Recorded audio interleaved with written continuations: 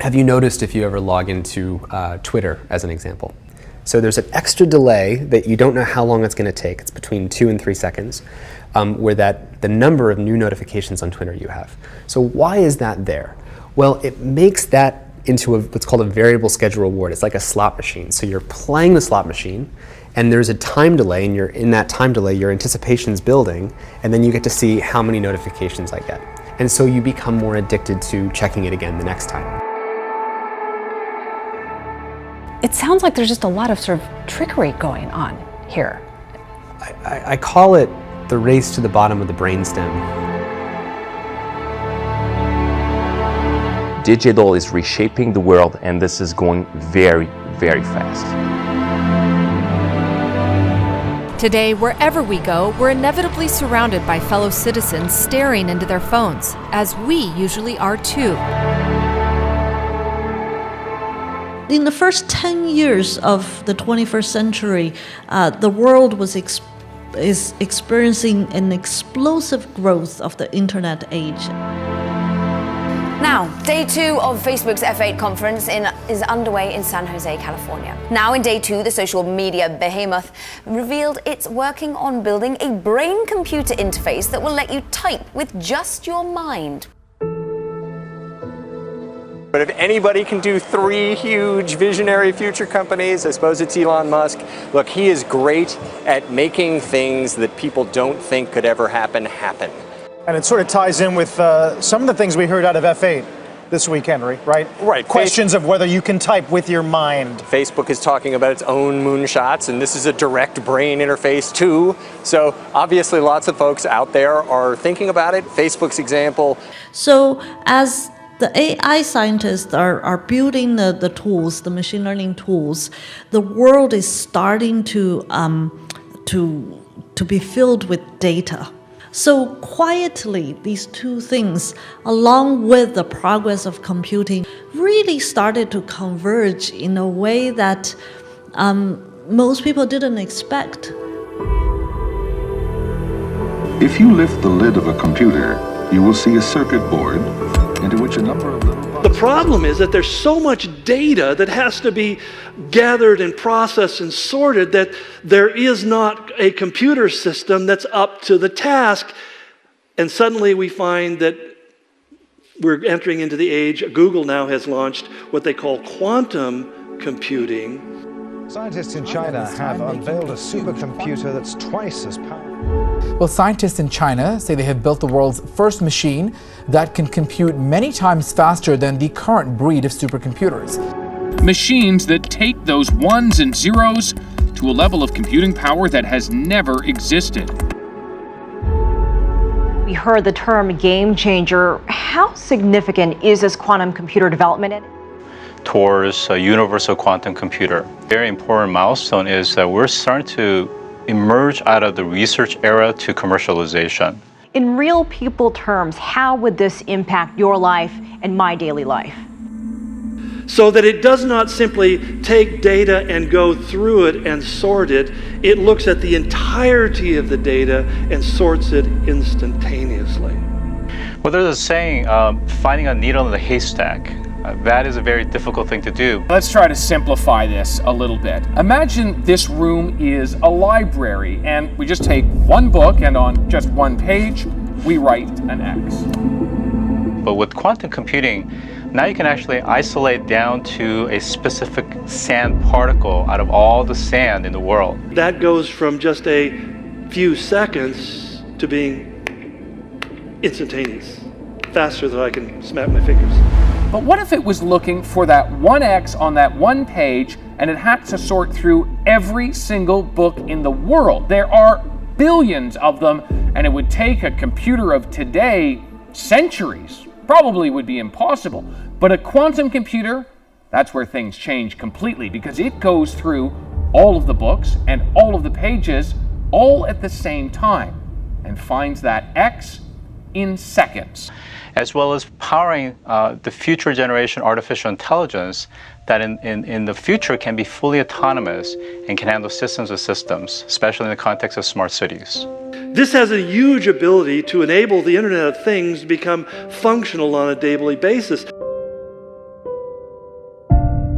Some brand new privacy problems thanks to technology. Go figure. Something that you actually use every day could, again, be spying on your every move. I have to say, Bose has not responded to this lawsuit yet, but the Connect app licensing agreement does say that it may collect your data. So that information is in there, but it does not specifically mention the collection of the audio files. So the devil really is in the details here. And that's why we find even like people like Google are using it to sort your information. The apps on your phone may be eavesdropping on you. A new article in Wired magazine claims that apps have increasingly incorporated ultrasonic tones to track consumers. Matt and I then logged into the email of a friend who will keep anonymous, and all his whereabouts so far in 2017 popped right up in scary detail. Not only was Matt able to guess a few things about this friend, he guessed right. I think the interesting thing here is that when you are listening to music, why do you listen to music through headphones? You think it's a private experience. Well, is it really that private now? We're not so sure anymore. In fact, this is already here. This is already happening. Internet giants are all infusing artificial intelligence in all their products and services. Snapchat uses this to improve advertisement targeting. Apple and its GPS functions, all their products and services are now being enhanced by AI, and it already seems normal to us. It already seems normal because our brain perfectly adapts to our current environment. And in fact, it adapts so well that it makes us blind in terms of how fast this is going. And to power this with a breakthrough innovation engine modeled after DARPA. Products that recognize we are both mind and body, that our world is both digital and physical. You know that Google go even further. They want to make us live forever. They consider death as a disease, and they want to make us live forever. This is just the beginning. What if you could type directly from your brain? It sounds impossible, but it's closer than you may realize. And it's just the kind of fluid human-computer interface needed for AR. Every day, there is news coverage on the latest advances in AI.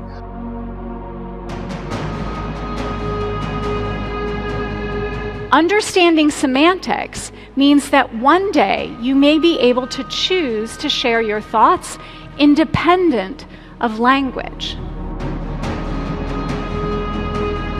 How would you characterize the level of concern the public should have with respect to their privacy? DEFCON 5, that I think that we have very little privacy left. And I think that the sooner the people accept the fact that basically there's no privacy going forward, the safer the society will become. The sooner you realize that whatever you write in your email can be read by motivated others, the sooner that we all realize that being an atheist or being liberal or conservative is something that basically people will know about. Well, they could probably very easily infer it now and definitely would just get easier in the future. But where we are going today is and I think the place where we're going to feel the greatest and most immediate impact is with money itself. America stands at a tipping point when it comes to giving up cash. A new study that shows Europe and the United States are getting closer than ever to going cashless. And while new technologies like contactless and mobile payments are slowly on the rise in the US, some economists think that we could see cashless societies emerge in this century. But for now, it seems Americans aren't quite ready to give up their cash. When we think about the ubiquitous nature of credit cards and debit cards and other banking forms, in fact, it has grown so much that last year, Wells Fargo closed 84 branches. This year, they're going to close 200 bank branches. Hundreds of Wells Fargo branches are on the chopping block tonight. Wells Fargo announces plans to shut down more than 400 bank branches by the end of 2018. The company says the acceleration of closures comes as Americans seem to prefer online and mobile banking.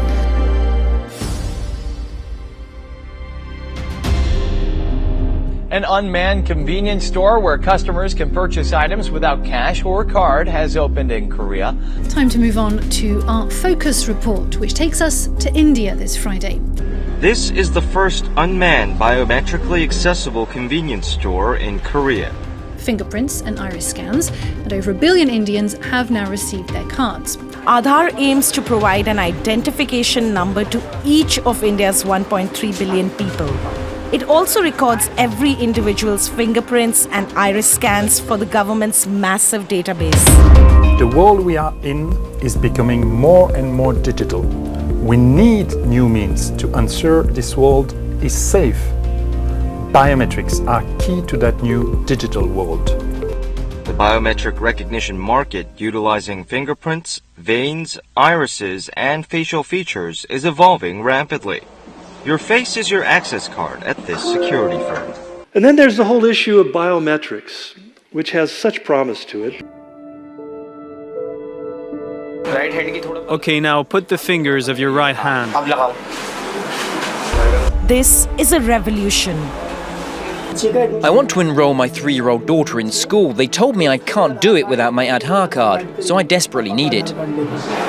The government has now made Aadhaar mandatory for availing subsidies on food and fuel, for opening bank accounts, and for getting a mobile phone connection. And it's something that only today is possible.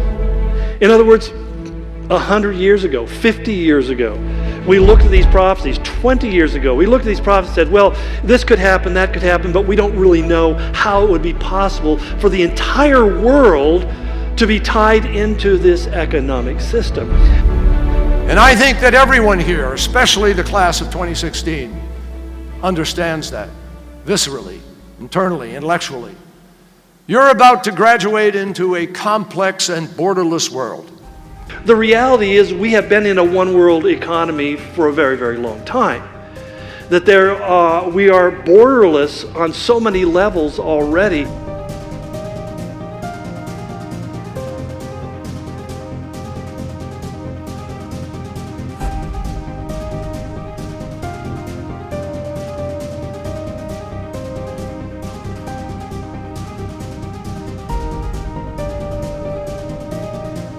If you look at the last 100 years in particular, and certainly into the future, as we'll do with some of these maps, you will see an incredible and astounding volume of connectivity that is being built, that is being laid down.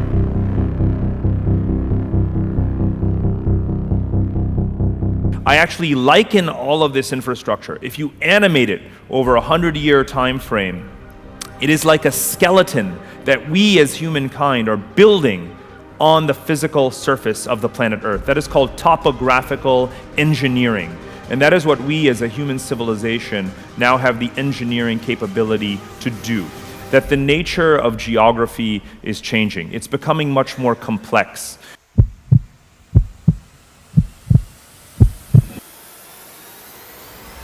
Average speed of transportation is accelerating. People are traveling more than ever.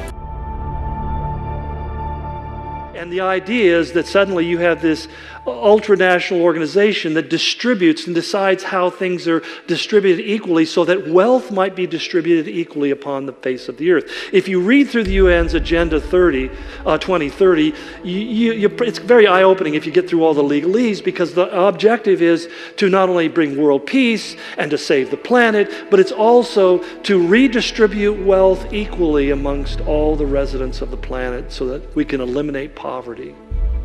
There's no more poverty. Well, Jesus said the poor you'll always have with you. So basically, they reject the whole idea that God says that there is always going to be inequity in a fallen world and think that they can fix it.